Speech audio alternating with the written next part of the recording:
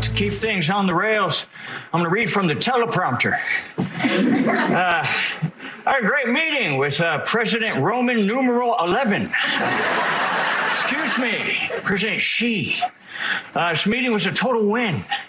Sure, we made agreements about communications, fentanyl, climate change, but most importantly, we got the thing America really needs right now. More pandas. Please welcome Tian Tian.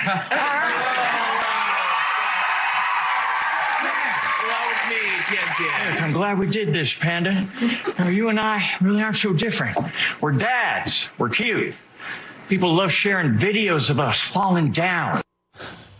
Saturday Night Live taking jabs at Joe Biden ahead of his 81st birthday tomorrow, mocking his age in high-stakes meeting with Communist Chinese President number 11, Xi, before getting upstaged by a panda. Honestly, I don't think it's as funny as the real thing.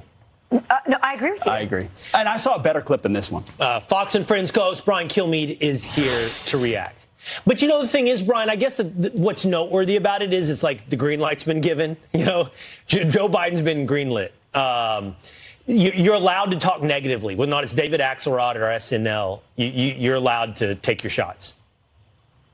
Yeah, great to see you guys. I thought it was also brought up the fact the border crisis, and he ducked it. And they brought up the fact that he's old, and through the questions, the Q&A, that's the way it used to be. I'm not saying this was an hysterical skit, but it was a very interesting way. They used to mock Barack Obama when he blew that debate to Mitt Romney. They used to mock Al Gore as being stiff and robotic. I don't know if they would do that today, but last night was the first time that they actually went to his weaknesses, his age, the border policy, Middle East, and they brought it up. And they said that despite all that, who you're voting for, Donald Trump wants to round up all immigrants and put them into camps. I don't know. The panda says, I don't know. I know I'm breaking down comedy as if it's previewing an NFL game, but I do think it's fascinating because all these things were things that were brought up in the monologue that I think a year ago they wouldn't have touched. Not even close. So, Brian, what do you make of this moment then? Is it just... is it punditry when David Axelrod says that, or is this a sign? Are we at the precipice of a real change in the fourth quarter of the game here? You read the Wall Street Journal today. You read David Axelrod, Maureen Dowd, saying that when Joe Biden was told about David Axelrod's comments, he used an expletive. He said David Axelrod was the reason you became vice president. He recommended you. When they tried to get rid of you as vice president and were thinking about bringing in Hillary Clinton, Axelrod said he's done a really good job as vice president. It'll be an ultimate act of disloyalty. You should stay. He comes out and says, I think it's for the better of the country. You should consider not running. And you lash out with an expletive and you make him the bad guy.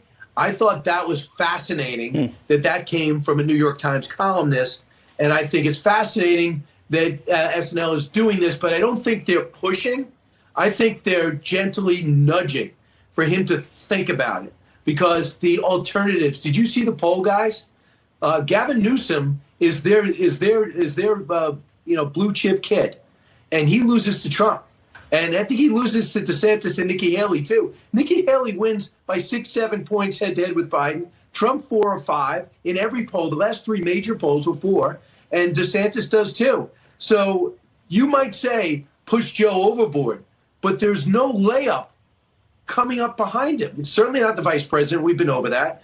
Gavin Newsom, we know the thing about Gavin Newsom is his report, the back of his baseball card. He's a terrible governor. Oops, he ruined San Francisco, and then his goal is to ruin the state. And I think DeSantis, if he shows up on November 30th, will show that. So what are you going to give me, the Illinois governor? Please. The governor of Governor Shapiro of Pennsylvania? I think that state is tipping more red, even though he's been solid and not been ultimately partisan, but nobody knows him. I don't know if that person could beat any leading Republican. So best of luck. They're going to run on Donald Trump is the worst person in the history of the world, worse than Hitler. They've already said it, and they're going to run on abortion. And I just think there's a vulnerability with Biden right now if they think it because the window's closing. I think it's important we talk about his age. It's not really his age. I mean, we had a 100-year-old veteran who had a lot more, lucidity and fluidity in his speech at the Patriot War, going off the cuff.